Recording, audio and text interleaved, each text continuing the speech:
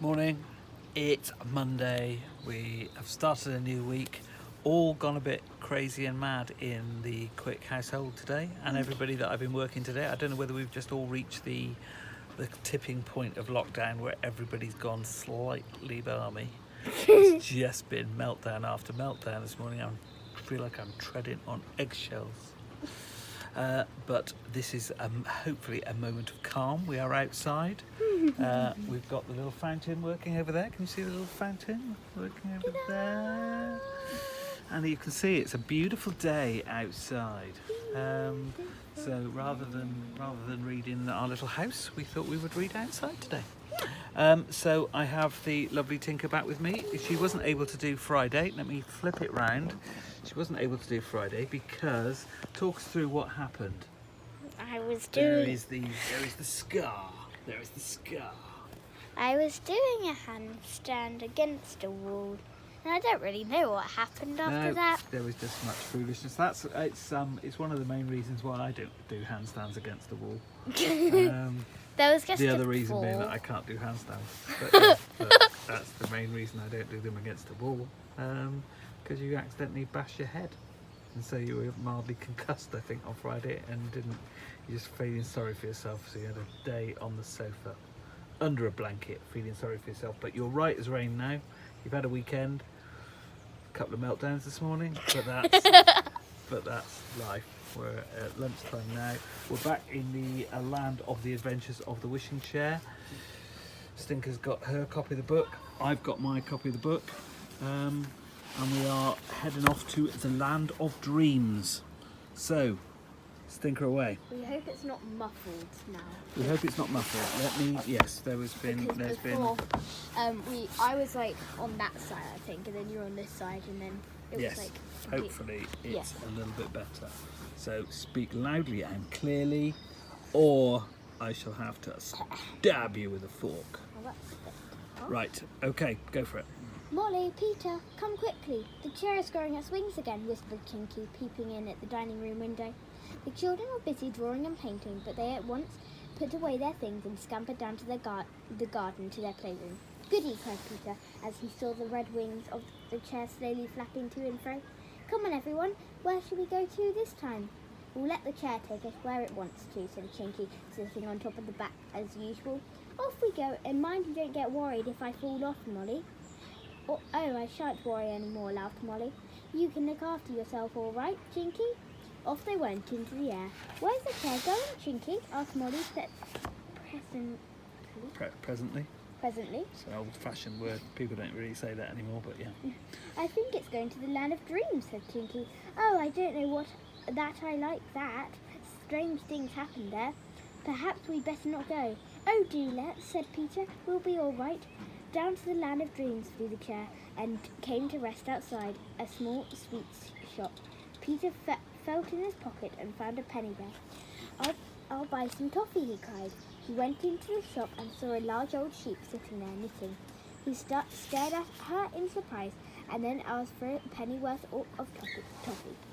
She gave him some in a bag and he ran out. He opened the bag and offered the toffee to the others. But when they tried to take some, they found that the bag was full of green peas. How extraordinary. I told you strange things happened here, said Chinky. Come on, let's carry the chair in case it runs away or something. He turned to pick it up and gave a shout. It had turned into a little dog and its red wings were now red ribbons round the dog's neck. I say, look at that. What are we going to do now, said Chinky in dismay. They all stared at the dog, which wagged its tail hard. Suddenly there came an angry shout behind them. Spot, Spot, come here, sir. The children turned and saw a clown running down the road, calling to the dog. Quick, we must run off with the dog before the clown gets it, said Chinky. It may change back into the chair again at any moment, and we can't let anyone else have it. He caught up the surprised dog, and the three of them raced down the street at top speed. Stop thief, shouted the clown, and ran after them. He caught them up and took hold of Chinky. To the children's amazement, the clown then turned into a large fat policeman. I arrest you for stealing a dog, said the policeman slowly. Chinky stared at him in despair. But Molly cried out loudly, "What do you mean, policeman? We haven't any dog." And sure enough, the dog had changed into a yellow duck. There it was, under Kinky's arm, quacking away for all it was worth. The policeman stared at it, looked very blue, and in a trice had changed into a blue motor van that trundled itself down the street. "I don't like this land," said Molly. "Things are never the same 2 minutes running." "Nor are they in dreams," said Kinky. "You can't expect anything else here. I didn't want to come, you know. I say, won't one of you carry this stuff? It's awfully heavy." He handed it to Peter, a great yellow bird, but even as Peter took it, something strange happened. The bird's legs and tail disappeared, and all that was left was a great pile of yellow stuff that slithered about in Peter's hands. "Ow!" he cried. "It's cold! It's ice cream! I can't hold it!" You must, shouted Kinky, and he and Molly did their best to hold the slippery mass together. But it was no good. It slithered down to the ground and began to melt. "There goes our chair," said Kinky sorrowfully. "It looks as if we are here forever now. First it turned into a dog, then into a duck, and now into ice cream. This is a horrid adventure." They left the melting ice cream and went on down the street. Peter took out his bag of green peas and looked at them again. They had turned into tiny balloons, ready to be blown up. He gave one to Kinky and one to Molly. They began to blow them, but oh dear, dear, dear.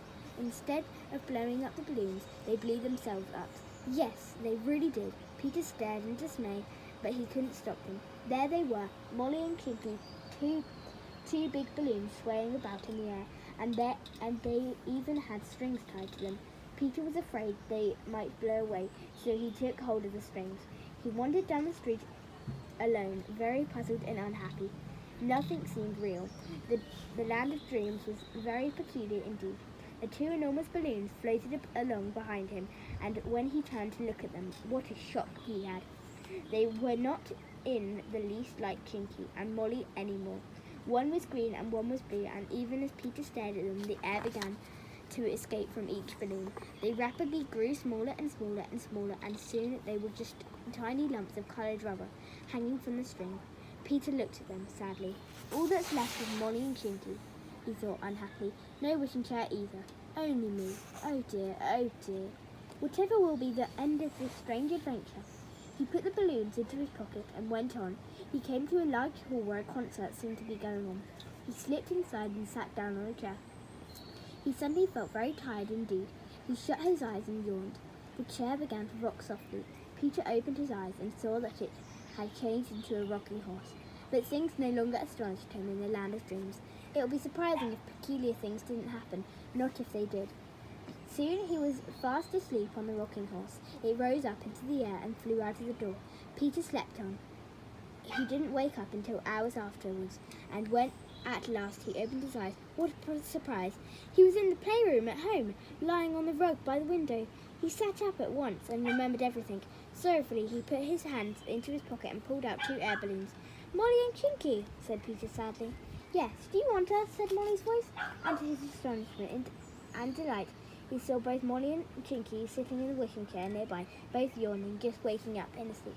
"Oh," he said, "I must have dreamt it all then. Listen, you two, I had such a funny dream. I went to the land of dreams and—" "Yes, said Kinky impatiently. "We've all been there. It was a real adventure. I don't want to go there again. Ooh, it was a horrid feeling turning into a balloon. It was a good thing you put us in your pocket, Peter." "Was it a real adventure then?" cried Peter in his amazement. "As real as adventures ever are in the land of dreams," said Kinky. "Now, what about some real toffee? That won't turn into green peas or balloons. Get some treacle from your cook, Molly, and we'll make some. We deserve a treat after that horrid adventure." Get some treacle from your cook, Molly. Have they got a cook? What's a cook? Oh, like a chef. Oh yeah. Have they got somebody that works for them? A cook. Crikey Moses. Right, let's have a quick look. As it's such a beautiful day, let's have a quick look. Mowed the grass this weekend. Please admire the grass. Ignore the weeds there going on. So we've got the little fountain there. Look at we've planted some veg. Can't really see kind of like much going on, but we have got a magnificent row of That peas, isn't it? Is that peas? That one's pink. That's peas.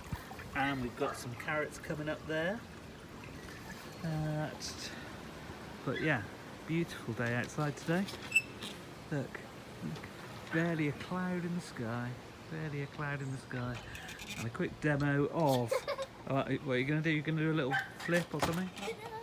Da, da, da.